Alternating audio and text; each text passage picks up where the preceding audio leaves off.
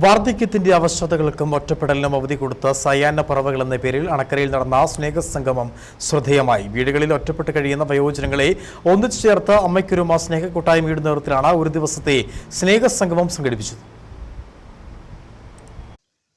ജീവകാരുണ്യ സംഘടനയായ അമ്മയ്ക്കൊരുമ സ്നേഹക്കൂട്ടായ്മ charitable trust, Anakkara Shan restaurant, മറ്റ് സുമനസുകൾ എന്നിവരുടെ സഹകരണത്തോടെയാണ് വീടുകളിൽ ഒറ്റപ്പെട്ട് കഴിയുന്ന മുതിർന്ന മാതാപിതാക്കളെ ഒന്നിച്ചു ചേർന്ന് സായാഹ്ന പറവകൾ എന്ന പരിപാടി സംഘടിപ്പിച്ചത്.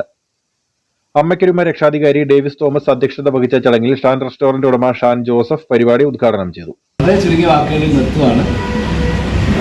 ഇന്ന് നിങ്ങളെല്ലാവരുടെയും സന്തോഷം കാണുവാനും നിങ്ങളുടെ കൂട്ടത്തിൽ ഒരാളാകാനുമുള്ള ഒരു അവസരം തന്ന ശ്രീ സാബു സാറിന് നന്ദി പറയുന്നതിനൊപ്പം തന്നെ ഈ യോഗം ഉദ്ഘാടനം ചെയ്തതായി അറിയിച്ചു. രക്ഷാധികാരി ബാബു സുരഫി മുഖ്യ പ്രഭാഷണം നടത്തി.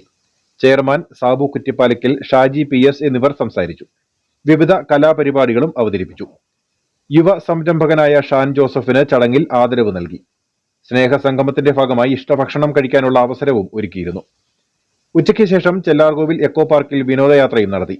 ബട്ടർഫ്ലൈ പാർക്കിൽ ULO ചെയർമാൻ ശശീന്ദ്ര ബാബുവിന്റെ നേതൃത്വത്തിൽ വയോജനങ്ങൾക്കായി സ്വീകരണമൊരുക്കി.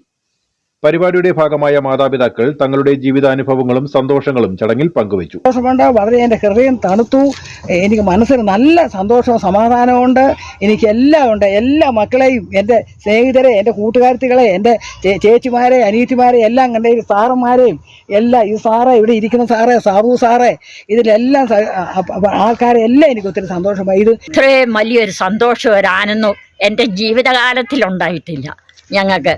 അതുകൊണ്ട് ഞങ്ങളുടെ ജീവിതകാലത്തിൽ ഇതുപോലെയുള്ള നടപ്പ് ഇത്രയും പ്രായമായ ഞങ്ങൾ രണ്ടുപേരും, ഞാനും എൻ്റെ ഭർത്താവും, ഇതുപോലെ നടന്ന് ജീവിച്ചത് ഇപ്പോഴാണ്.